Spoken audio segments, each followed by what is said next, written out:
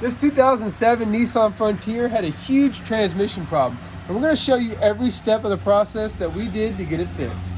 Now, when I first bought this truck, it was in perfect condition, and I knew it would be easy to sell, but it had one big issue.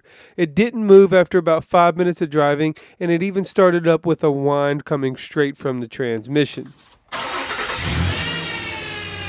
Now with that whine, we knew that the filter was getting clogged up from a problem inside this transmission, and when we took it apart, we found a burnt up direct clutch, and I thought that might be all we had to deal with, but as I rebuilt the transmission, I found a little more wrong with it. Look at that piston, look at that piston, that piston's coming apart right there. That shows some sign that there was some moisture in this fluid. Now I first noticed during the disassembly that the fluid color was a little bit tainted and looked like it may have some water in it. And I was able to confirm this by looking at the bonded pistons and seeing that they were coming apart as some moisture had got in there and debonded the glue that holds them together. Now this is a common problem on these year model Nissans. It happens in the Xteras and the Pathfinders as well from this model era. They're basically the same exact car, and what happens is the radiator has a breakdown internally and it'll leak water over into the transmission cooler, which is also inside the radiator. Thus it'll put water inside the transmission and ruin the entire transmission. Now, it's not a big deal because I was going to put bonded pistons back in the transmission anyways, and I was also going to put a transmission cooler on the front to bypass the radiator to ensure this would never happen again. So with the transmission apart, we got to have something to put it back together. So we got two kits over here.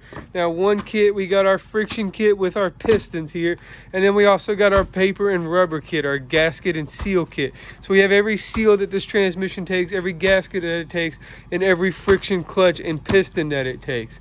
So now we're going to be able to rebuild this thing entirely and stack this unit up and get it back in the truck where it'll drive for more than 5 minutes. Now we have to rebuild all the subcomponents, and there's really not that many of them. You have the direct clutch, the high-low reverse clutch, and the input clutch. And those are the main three things that we have to rebuild. They're also the things that house those molded pistons I was just talking about. Now to rebuild these components, we need to take them completely apart and get the bottom pistons out and replace the O-rings down there, clean all the dirt and grime out of there, and put it back together with the new molded piston. All right, so this is the direct clutch. Now we got it stacked up. It was burnt up. We put different clutches in here. We also sanded down our steels. So one thing we got to be sure of is that our clearance is right. There's a thing called clutch clearance in here, and it's basically that little space in there of that clutch moving back and forth. Now, in our book here by ATSG, it gives us a great example of what good clutch clearance should be for the direct clutch. And it should be within a millimeter, a half a millimeter to a millimeter, or 28 to 39 thousandths of an inch. Now you get you some nice feeler gauges like this one. This isn't nothing special, it's just Autocraft. And we're gonna go all the way. We're gonna have to do some adding here, but these are inches.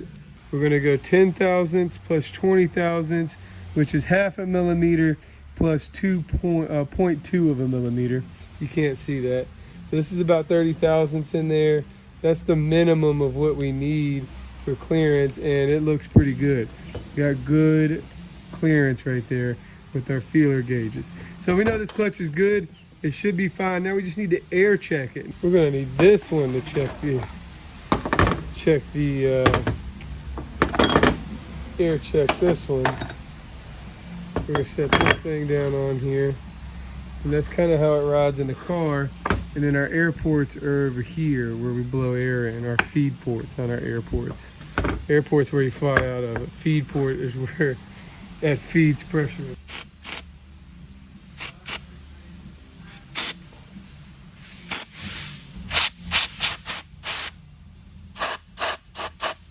So you want it to apply nice, and you want these clutches, see how they move right here.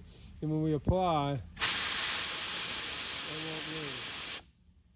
You don't want them to move when this is applied, obviously, because that's how the clutch comes on and holds.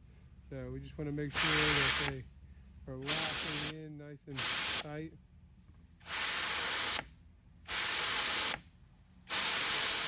And it looks like they are. So we're good.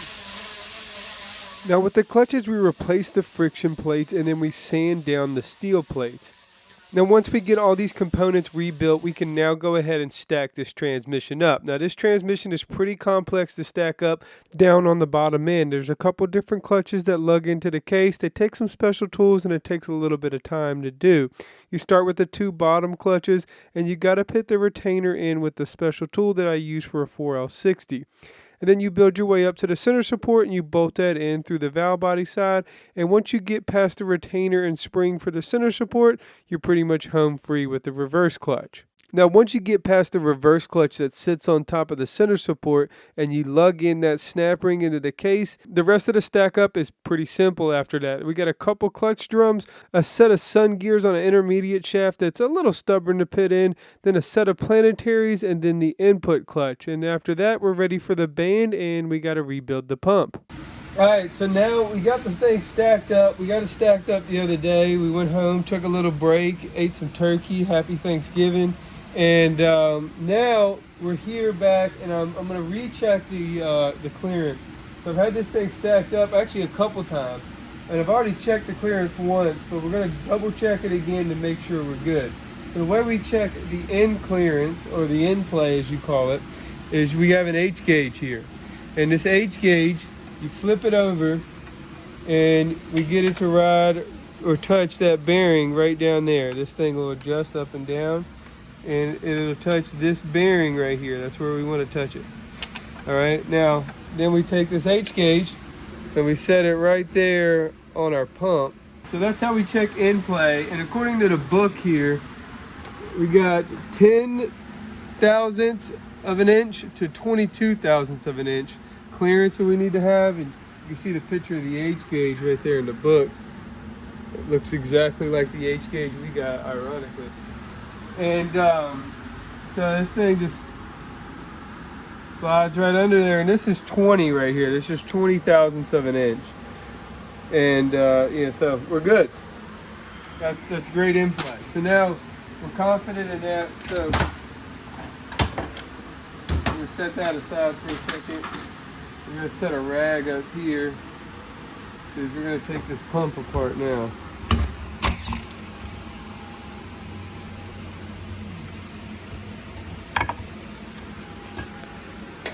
And there's our pump. That's what creates all the fluid pressure inside the transmission. It'll pump fluid in and then out of these, or actually out of these veins and back into these veins. And in here, creates all that fluid pressure. So anyways, there's not that much to change on this. We're just gonna clean this up. And then the only thing I really need to change on this is this front seal right here. And that's really why I took it apart, because that stator can get in the way. We're going to clean it all up. We're going to make sure it's all good in here. I'm not going to, this needs to be machined, but we're not going to mess with it. The pump ran fine in this thing. The filter was clogging it up. That was the only problem. So the transmission had good fluid pressure when we started the vehicle up. It actually moved for a couple minutes. So we know the pump was functioning, and it was functioning properly. And it doesn't look like there's anything broken. So this is really just a clean up and reseal situation when rebuilding this pump. So this is how I get the seal out, old-fashioned style, just with a screwdriver and a hammer. We're going to just punch it through right here. So I just kind of, wedge it up between myself and the bench. Not really the smartest idea to be doing this right towards yourself, but that's how I always get them out. It's easy and it works, and it kind of damages the seal a little bit, but not too bad. I mean, in case that's the wrong seal, but I think we got the right one here. So we use 3M yellow. This is gasket and adhesive maker, basically. And we just go around the edge of the seal here, just like that. And it makes a little bit of a mess, but we'll clean it up here in a second. I usually just tap my seals in. You usually hear it when it's all the way flush, because you'll hear the metal start tapping. And I told you it makes a little bit of a mess. But that seal is in there, buddy. And it won't come out for a long, long time. So there's a seal you got to change right here. Pretty simple. Bam. And there's this other big seal goes on the outside of this thing.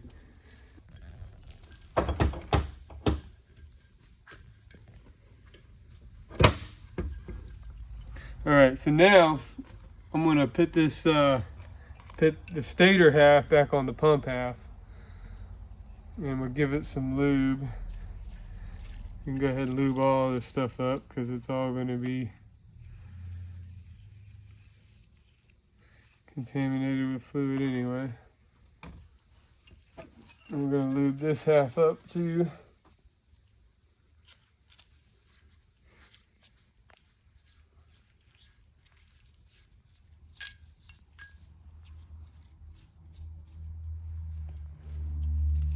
Alright, now the easy way to line this up is these bolts right here. Line up with those two bolts right there.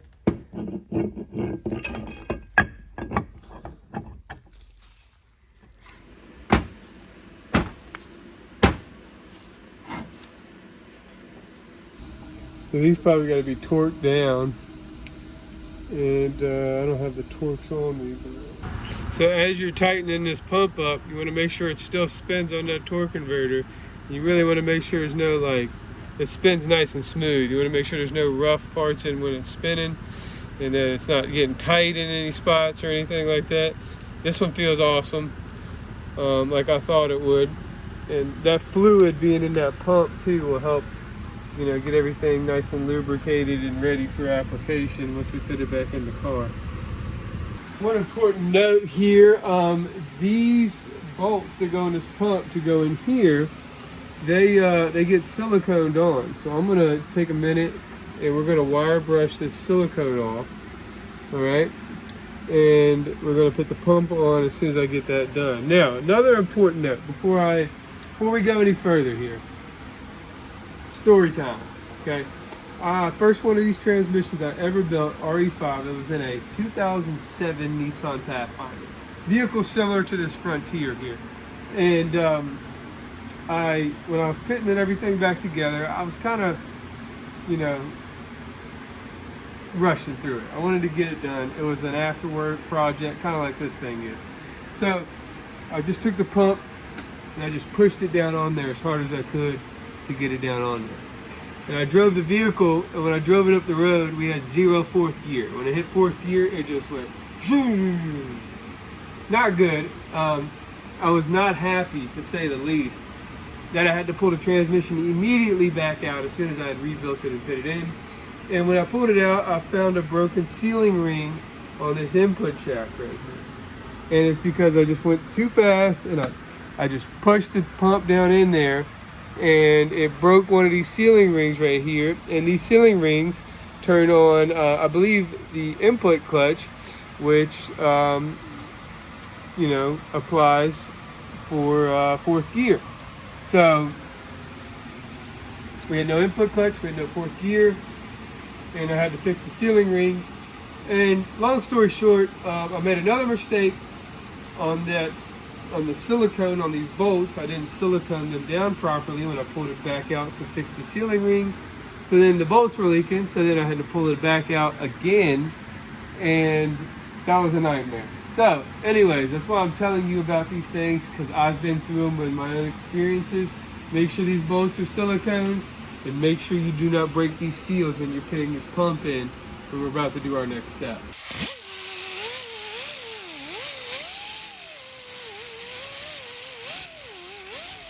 Now we're going to lube it up. Get some lube in there. This is just transmission fluid mixed with a little bit of oil treatment. So lube it up a little bit. And I believe this will be the way we line it up. Did you see how it kind of got caught there for a second? Yeah. And now it's kind of caught again. They were caught on those seals that I was talking about. And you don't want to force it down right here. If you force it down, you can break one of those seals. See, it just fell. We didn't have to force it. So I'm double checking everything as I go along. And that's what you're supposed to do. So now I'm going to double check the in play.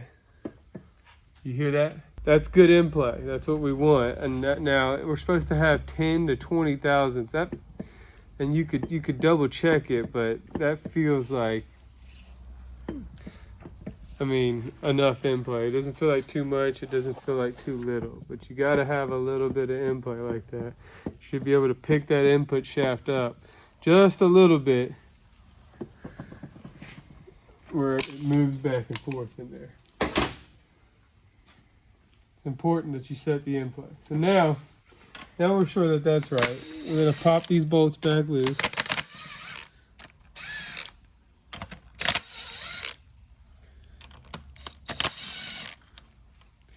We're going to put silicone underneath these bolts. All right, so we got the silicone ready to go. Now before I tighten these bolts down and torque them down with that silicone on there, I want to air check everything over here. So this right here is our input clutch. We got a little bit of a pressure leak in there. You can hear it, but you can also hear the clutch coming on.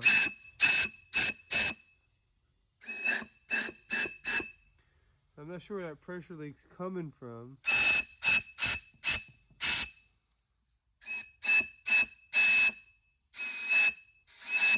But from the sound of the leak, it seems pretty small, and I can feel the clutch coming on. So that's what we really want. Now, this is torque converter out pressure. So this basically sends pressure to turn off the TCC. So it comes out around the stator right here. So that's good there. Now, this is torque converter in pressure, so it comes out around the input shaft inside the stator here.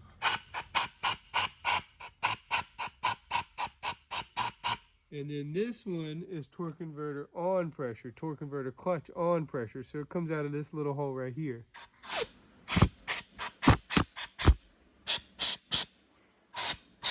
You can feel my hand just getting pushed up by that pressure. That's what we want. So it looks like everything's air checking good. So now we're going to go ahead and tighten down these bolts. Make sure the silicone seals nice and tight. So you'll watch as I get the bolt down, just kind of spins that silicone into where it needs to go.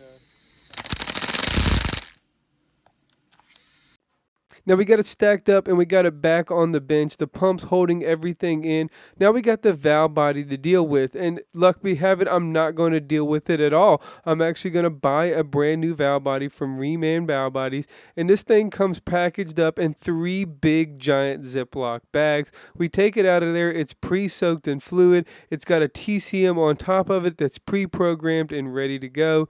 All we got to do is set this valve body down on here, make sure the manual valve's lined up, make sure all the bolts are in the right holes, and torque them down properly. Now we can install this pan and we can get ready to install this thing. But not so fast, we still have the torque converter to deal with. Yeah, just in case you forgot, I cut open the torque converter in the last video and it's still apart. So now we got to fix this thing and get it welded back together before we can install this transmission. Alright, so this is our torque converter clutch here. We're going to take our torque converter and we've cut it apart. Now we need to machine it and get it to where we can get it back together nicely. So you can see this is how the torque converter clutch operates. So we're going to take our clutches out, which they don't look that bad. We already looked at them. One more steel plate down in here. Alright, now to get this piston out, we're going to blow it out of there. Just like that. And there's the piston. Now, the parts that we need to machine on this thing are really these 2 parts right here.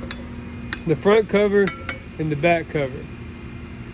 The front, some people call this the front turbine or the front hub.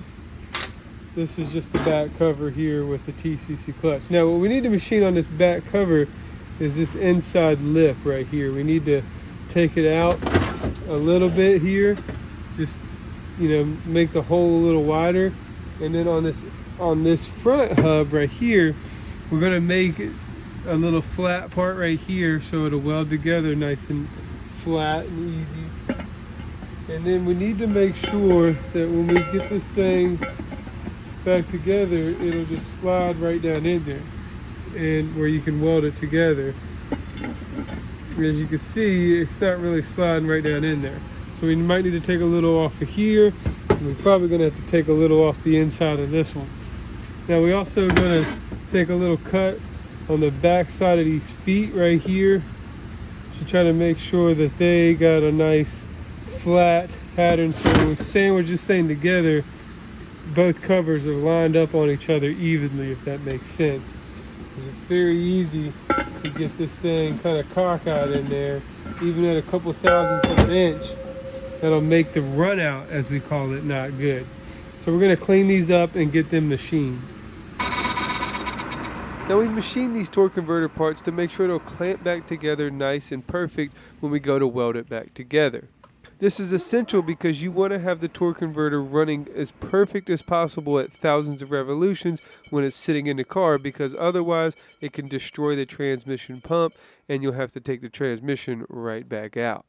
Now there's also a clutch inside this torque converter, and we're going to change the seals in the piston that operates the clutch, and we're also going to make a slight modification to make it a little bit stronger. Okay, so we're going to weld this torque converter together. I got everything machined on it. Took a while to do, but one thing I wanted to show you is when we got this clutch out of here, the original clutch was stacked up with 2 frictions in it and 3 steels in the middle like this. So you had a friction, you had a steel, a friction, and then 3 steels, and then another friction, and then your pressure plate on top. And that's the way it comes stock. Now to update these TCCs, because sometimes they'll go bad, update these torque converter clutches, we'll put an extra friction in there. So the new stack up is going to be friction, steel, and then another friction in there, and then a steel, and then we're gonna put the 3rd friction in there. So now we got 3 frictions. We just took a steel out, and then we put a friction in there where the steel was. I'm gonna change that steel because that one is actually sanded, and those aren't. So we just took a steel out, and we put a friction in the place of it. And it doesn't really change our clearance too much. We're still able to spin once we put the snap ring in. So I think we're going to be all good. Now we use a very expensive piece of machinery my dad bought about 30 years ago to weld these torque converters up. We actually recently got a brand new used welder to pair with this machine, but this machine essentially operates like a turntable and turns the torque converter while a welder spins, and it actually machine welds it for you. After we get it welded together, there's 2 things we need to test. One, we're going to pressurize the torque converter and submerge it in water and leak test our weld that we just put together. And 2, we're going to put it back on the turntable and test the run out of the pilot on this torque converter. Now, it's going to spin based on how well we got it clamped together, and that's why we did all that machining earlier. And it looks like it was worth it because this torque converter passed both the tests. It had no leaks on it and the run out came within spec. So now we are ready to install this transmission. After we add on all the other stuff that makes this thing completely giant when it doesn't even need to be. And those components are the tail housing, the bell housing, and the T-case. And we got to put the T-case on outside the car and put it on the jack like this, because it's pretty darn impossible to get to these top bolts with the transmission already bolted up and inside the car. So the only option is to put the T-case on the transmission and put it all on the jack like this to make this install go as easy as possible. Now before we go to put the transmission in the car, we're going to make sure we get the torque converter all the way in. That way we don't have to pull the transmission back down when it won't line up or won't bolt up to the motor. Yep, all right, now we're going to go ahead and get it bolted up. So we're going to raise it on up, get it up against the flywheel and up against the block. And we're going to probably throw 2 bolts in it on either side here. And then we'll start getting these top ones. These top ones are the hardest ones to get. 2 sides right here. It looks pretty close. I got a line of torque converter up here. You can see inside this crack right here. Inside that crack, you can see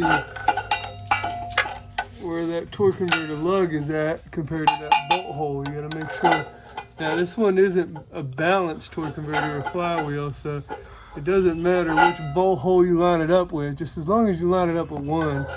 And you wanna make sure it's pretty close, because once you get the, especially on this vehicle, once you get that bell housing mated there, there's no way to turn that torque converter.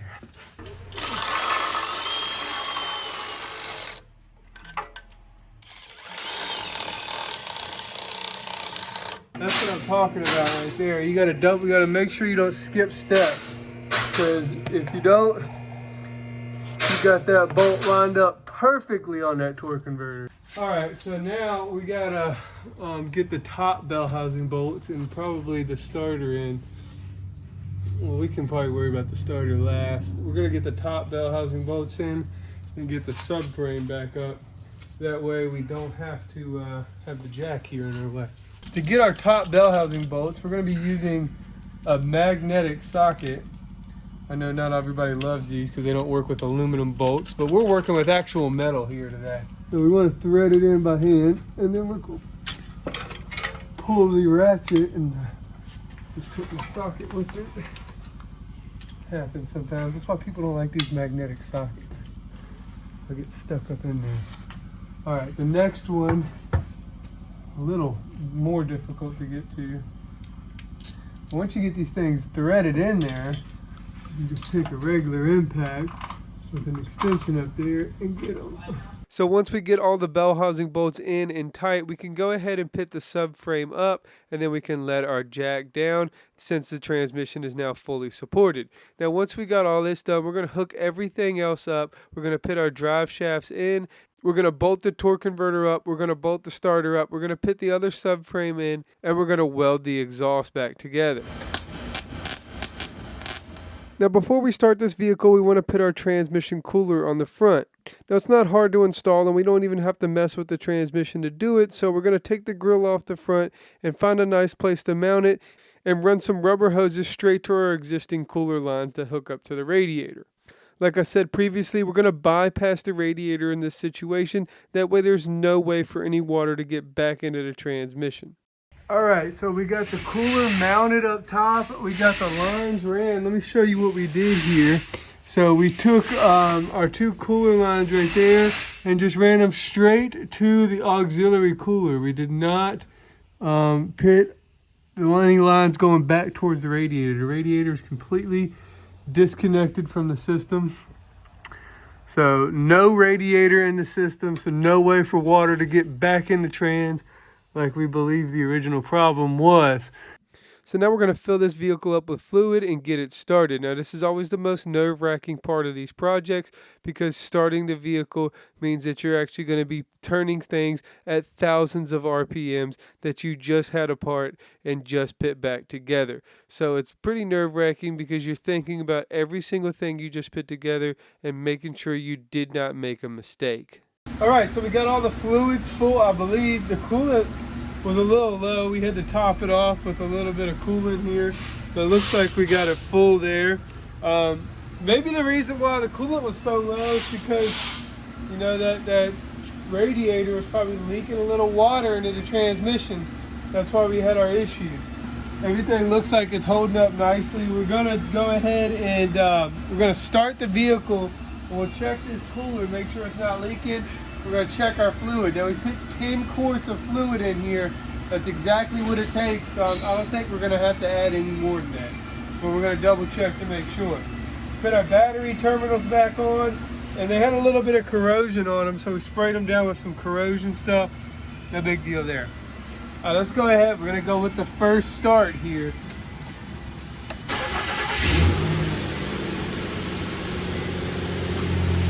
Sounds a lot better than it did before. No whining sound, I can tell you that. No check engine lights. Now here's the real test right here. This is reverse. All right, moving backwards.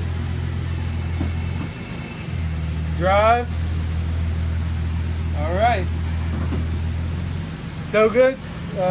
Good so far. We're moving backwards and forwards. So now we're gonna have to check the fluid level, and we're gonna see if it actually drives fast forwards. So we got it to move forward. You know, it moves forward and backwards, but now we need it to, you know, shift gears and go fast. You know, so we can drive it down the interstate. We also need it to shift smoothly. We don't need any bumpy shifts or anything like that. But we're gonna check the fluid, and then we're gonna take it up the road. It runs good. I mean, listen to that. It runs really good. There's our fluid level. I mean, that's right. It's a little over full because it's in the hot, but we're going to have to drive it and let it cycle through the gears, so it's going to suck some fluid up when we do that. Let's go ahead and take it up the road and see what happens.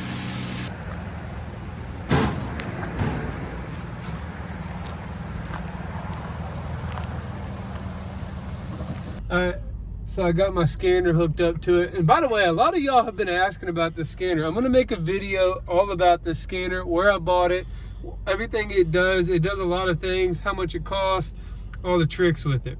Anyways, we're gonna hook up the scanner. We're gonna read the transmission data stream here. And we're gonna watch the gears change. We're gonna watch the torque converter clutch slips. Make sure the torque converter clutch is not slipping, and we're gonna probably watch the engine speed too. Maybe a few more other things. This is what we do to check everything. So hopefully this thing will shift fine. So we're gonna check engine speed, gear, TC slip speed, turbine RPM, output rev, and vehicle speed. All right. So that's everything on one sheet there, and then we're gonna set it in place of our, if it'll stay up here. Huh? All right, let's see what's going on.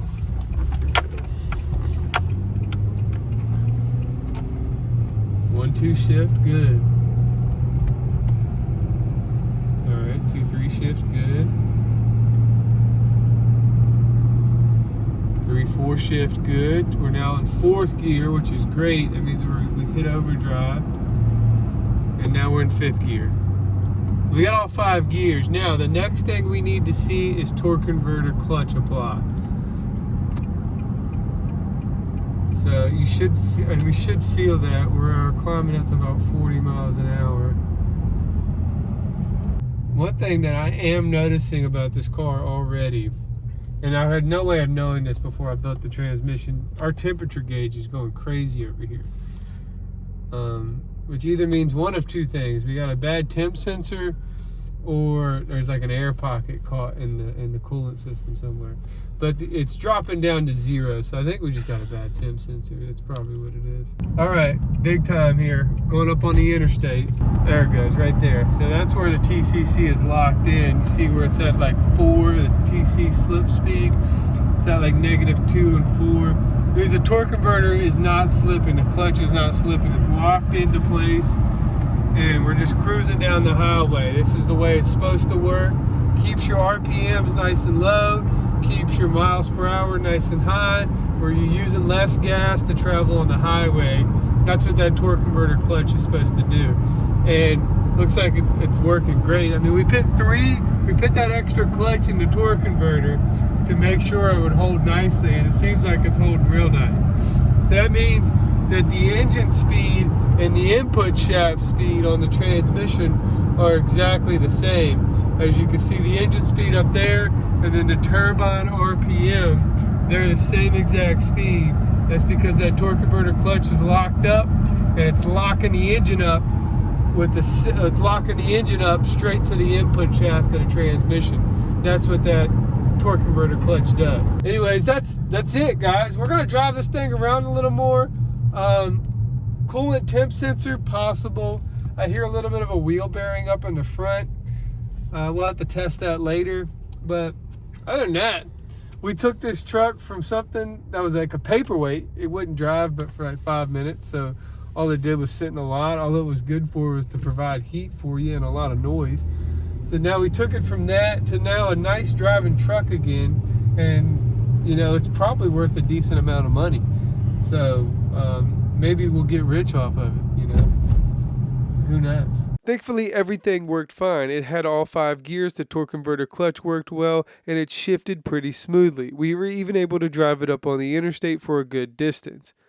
Now it's time for us to drive this thing for a couple weeks. We're going to drive it around, make sure there's nothing else that it may need. Maybe something like a wheel bearing or a coolant temp sensor. Who knows what could pop up when a vehicle has been sitting for a little while. We're also going to get it state inspected as we intend to sell this vehicle. 1, we have to, and 2, it's always a good idea to get a second set of eyes to look over the suspension and all the important safety things. Now where one project ends, another one begins, because when we were getting this vehicle from the state inspector, they had a vehicle on their lot that was abandoned, and we took a look at it, and I ended up buying it. So coming up in the next couple of videos, we're going to be looking at a 2010 Ford Taurus that has water in the motor from a suspected bad water pump. Stay tuned for that video and many others, and subscribe to my channel so you do not miss any of them. I'm also on Patreon, where I'm starting to post some behind the scenes videos. I'm also on Instagram and Facebook, so be sure to follow me there as I post weekly content about the day-to-day things that I do. Thanks for watching, and whatever you do, however you do it, make sure you work hard, make sure you play hard, and most importantly, make sure you stay dirty. You can just call me Eddie.